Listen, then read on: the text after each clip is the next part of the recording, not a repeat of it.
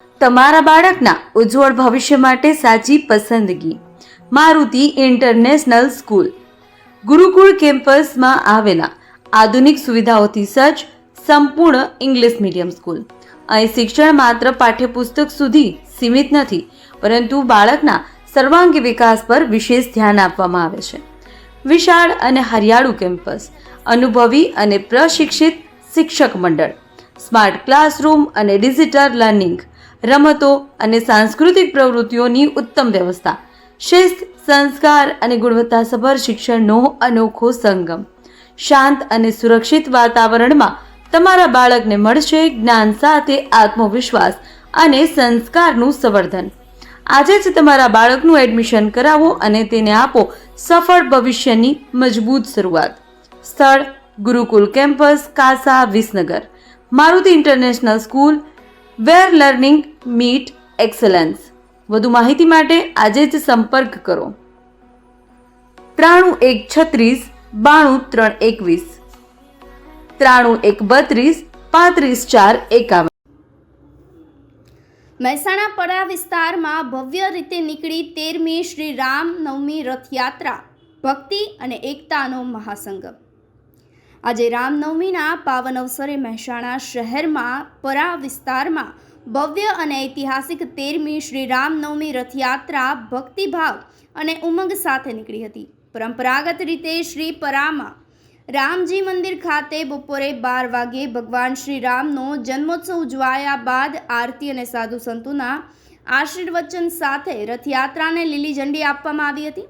ત્યારબાદ બપોરે અંદાજિત 1:30 વાગ્યે ભગવાન શ્રી રામની શાહી સવારી સાથે રથયાત્રાનો ભવ્ય પ્રારંભ કરવામાં આવ્યો હતો.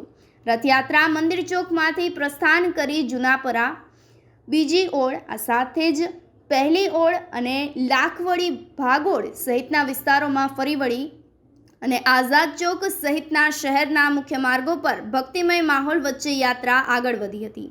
કપાસિયા બજાર, પરા પુસ્તકાલય, આ સાથે જ સમગ્ર ચોક સહિતના વિસ્તારોની અંદર હજારો ભક્તો યાત્રામાં જોડાયા હતા અને જય શ્રી રામના નારાથી સમગ્ર વિસ્તાર ગુંજી ઉઠ્યો હતો.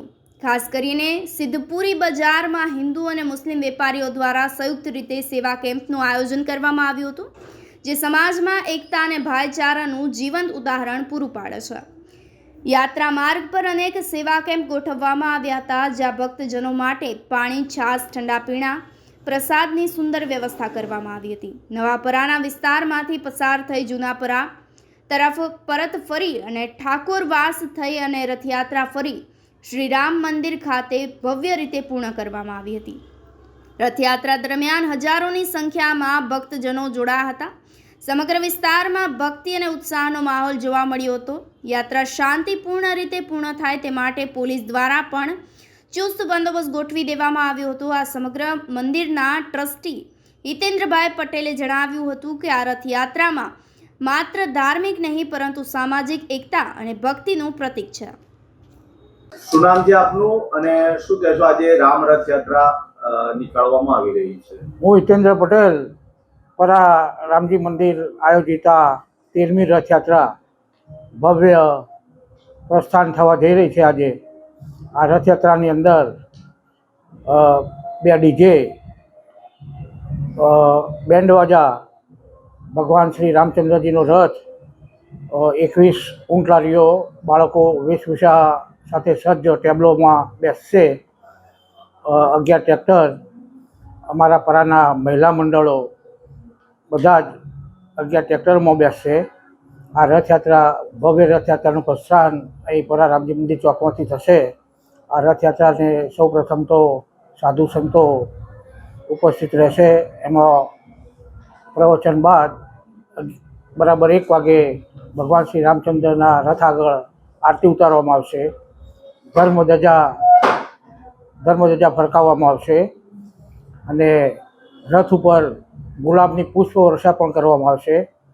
સાધુ સંતોનું પ્રવચન થશે. ધર્મધજા અમારા રામ સેવાદળના દશરથભાઈ પટેલ અને બલોલના ગોપાલદાસજી મહારાજના હસ્તે ધર્મધજા ફરકાવવામાં આવશે અને ત્યારબાદ લીલી ઝંડી આપી અને રથયાત્રાનું પ્રસ્થાન કરવામાં આવશે. આ રામનવમી જે વિશાળ રથયાત્રા નીકળે છે એને લઈ લોકોમાં તમે શું સંદેશો આપશો? આ રથયાત્રા અમારી 13મી રથયાત્રા છે. પરાની પબ્લિક તો ઠીક છે, પણ આ રૂટ અમારો 7 કિલોમીટરનો રૂટ છે. એમાં ઉત્સાહભેર બધી પબ્લિક એટલો ઉત્સાહ હોય છે, બધી પબ્લિક ભાગ લેતી હોય છે. ધાર્મિક લાગણી બરાબર, સનાતન હિન્દુની સંસ્કૃતિ આપણી, ભગવાન શ્રી રામચંદ્ર, મર્યાદા પુરુષોત્તમ રામ, એમની જે સંસ્કૃતિ, એનો વારસો આપણને મળ્યો છે. અને સમગ્ર રૂટની અંદર લગભગ 25 જેવા તો સેવા કેમ્પો છે. ઠંડુ પીણું હોય, શરબત હોય, કુલ્ફી હોય, નાસ્તો હોય, એવા 25 જેવા તો સેવા કેમ્પો પણ આ રૂટની અંદર છે. બપોરે 1 વાગે અહીંથી પ્રસ્થાન થઈ અને સાંજે 8 વાગે મંદિરે નિજધામ પરત ફરશે આ રથયાત્રા. લોકો ઉત્સાહભેર ભાગ લે છે. લગભગ આ રૂટમાં 10,000થી વધુ પણ જન્મદિવસ ઉમટતી હોય છે. અને રથનું, ભગવાન શ્રી રામચંદ્રના રથનું ભવ્ય સ્વાગત કરવામાં આવે છે અને લોકોમાં અનેરો उत्साह જોવા મળે છે. अस्सलाम वालेकुम पब्लिक। हमने ये जो आयोजन किया है शिवपुरी बाजार आजाद चौक के अंदर महसाणा में, मेरा नाम शाह नवाज है। तो ये आयोजन किया है, इसके लिए एक ही मैसेज पहुंचाना चाहेंगे हम लोग कि आप भी ये करो, और ये पूरा ऑल इंडिया में करना चाहिए। हिंदू मुस्लिम सब भाई भाई मिलकर रहना चाहिए। हम लोग तो रहते ही, आपने देखा ही होगा हमारा भाईचारा। तो सभी के लिए मेरा यही मैसेज है कि आप भी ऐसे ही रहो, मिलजुल के रहो, इसमें ही मजा है। अल्लाह हाफिज। જય શ્રી રામ. મહેસાણા સિદ્ધપુરી બજાર કાપડ એસોસિએશન તરફથી અમે શ્રી રામ જન્મના પવિત્ર દિવસે અમારા હિન્દુ મુસ્લિમ બધા ભાઈઓ ભેગા થઈને અમે આ એક સરસ આયોજન કરેલ છે. આ કોમી એકતાનો એક અહેસાસ છે, બરોબર. અમે બધા ભાઈ તરીકે રહીએ છીએ. મારું નામ મોહમ્મદ હનીફ મંસૂરી મોહમ્મદ હનીફ હબીબભાઈ છે. આ પવિત્ર રામનવમીની રથયાત્રા નિમિત્તે અમે સિદ્ધપુરી બજાર મહેસાણાના હિન્દુ મુસ્લિમ બધા સભ્યો ભેગા થઈને પવિત્ર રામનવમીની બધી પબ્લિકને આપવા માટેનું આયોજન કર્યું છે. હિન્દુ મુસ્લિમ એકતા માટે ખાસ મહત્વનું છે.